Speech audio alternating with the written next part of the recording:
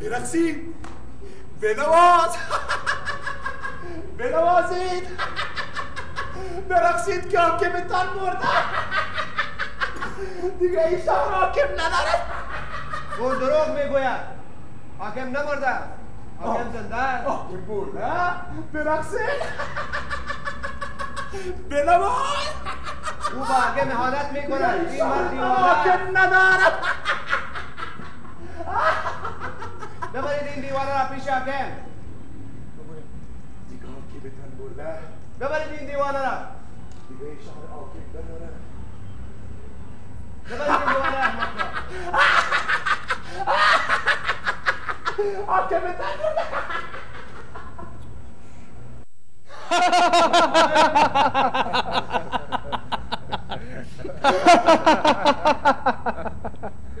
آری چنین است آقای نایب الحکمه. کسانی که به من اهانت کرده بودند چه کارشان کردی؟ حاکم بزرگ اونا را به سخت‌ترین جزا مجازات کردم و در شاچال انداختمش.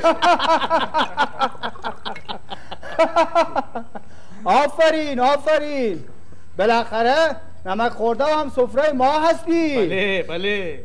البته ناگفته نماند جناب آقای داور هم در این کار نقش بسیار مهمی داشتن. بله همین چینی. و باز هم ناگفته نماند بنده از طرف خود تحفه به ایشان هدیه میدم. چی خوب.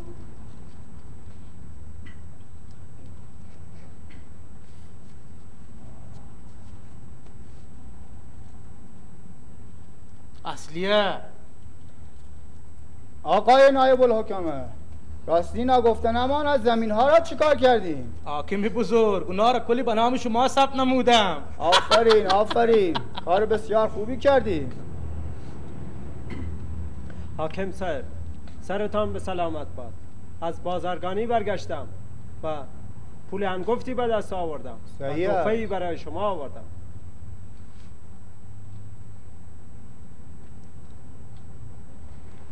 به به به به به، بسیار عالی بسیار عالی، آفرین آفرین. ما بیاییم ما بیاییم ما بیاییم ما بیاییم ما بیاییم. حاکم صاحب مردم آدم شکایت دارن. بگویی داخل شوند.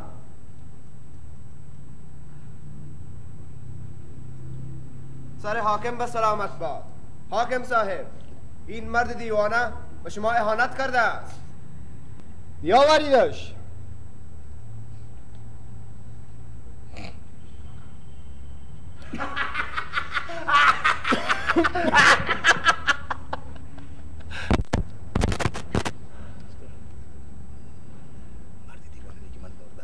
حاکم صاحب این مرد دیوانه خاک بر دهن ما میگوید که شما فوت نموده اید، یعنی مرده است. این مرد را بکشید.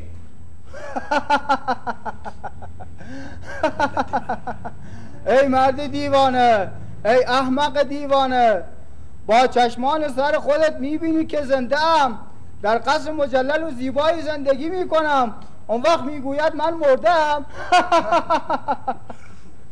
من زمین ها دارم، باغ ها دارم، قصرهای مجللی ساختم، غلامانی حلقه به گوش دارم، حرام سرا دارم، عیش و نوش میکنم و روز به روز زندگیم رو به بهبودی است. اون وقت تو میگویی من مردم. واقعا که این مرد دیوانه است.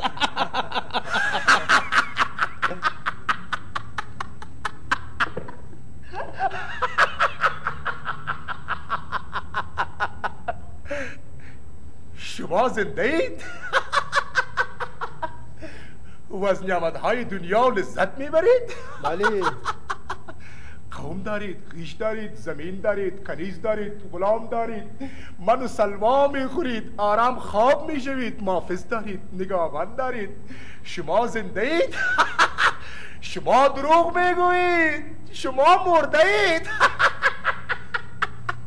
حتی نمیدانید از این چهار دیواری آن طرف چی میگذرد. شما از فقر، تنگدستی، بیچارگی، بیماری، بیکاری، نبودن حاکمیت شما، نبودن قانون چیز خبر ندارید. حاکم شما مرده اید، در قبرستان هستید. آنهایی که زنده اند از زنده ها خبر دارند. پیمانی که با ما بسته بودی. خاموش ای دیوانه احمق. داور بزرگ، داور این شهر، تو هم اینجا. بازار زور پیمان بسته ای، تو هم مرده ای. میروید به حضور خداوند، همه ما میرویم به حضور خداوند. آن روزی که زمین از مصر و هفتاب یک نیزه بر زمین، جز سایه عرش بر زمین چیزی افکنده نباشد، همه تن حساب میدهید. ای داور، میدانم اگر عدالت کنی، اگر انصاف کنی، اگر باج نگیری، از این سرزمین دیگر ظلم، ستم، یغما و تجاوز گم می شود. میدانم که با قلمت اقرا باطل و باطل را حق شما میکنید. شما هم مرده اید ای داور. امروز به سجاده پیغمبر خدا نشسته ای، چه جواب میدی به پیغمبر بزرگ خدا و به خداوند رستگار؟ تو هم مرده ای، تو هم مرده ای داور. آقای نایب الحکومه، نگهبان این شهر، شما هم با زر و زور پیمان بسته اید، فربه شده اید، منو سلوا میخورید، زمین دارید. شما نگهبان ما هستید یا نگهبان خود؟ میروین در گور، میروین در گور و ما رو گشتم گور در انتظارتان است. تو هم مرده ای نایب الحکومت، شما مرده ها هستید، بیش از مرده چیزی نیستید.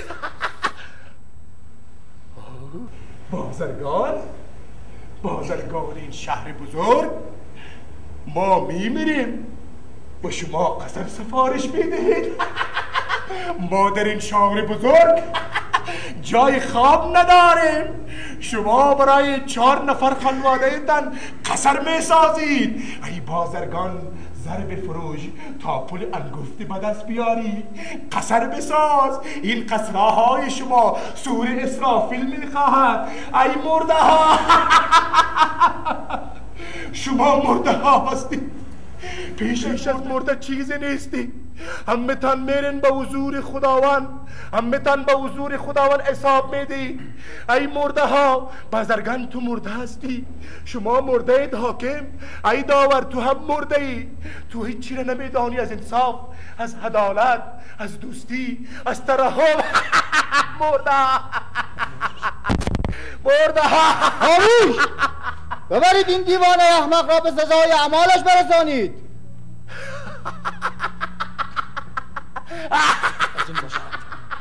ای مرده ها، حضور خداوند که جواب نمیده.